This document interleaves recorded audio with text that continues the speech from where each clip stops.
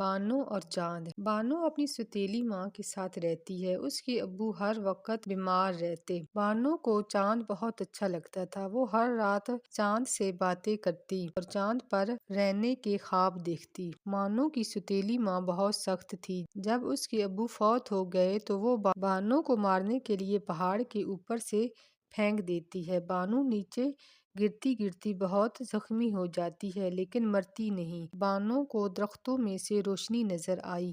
وہ بڑی مشکلوں سے وہاں تک جاتی ہے اور وہاں پر بہت ہی خوبصورت سفید گھوڑے جن سے روشنی نکل رہی تھی، ان کے ساتھ ایک بگھی جس میں بہت سی روئی تھی۔ بانو اس میں چھپ جاتی ہے۔ کچھ دیر کے بعد گھوڑے بگھی کے ساتھ ہوا میں اڑتے اڑتے چاند پر پہنچ جاتے ہیں۔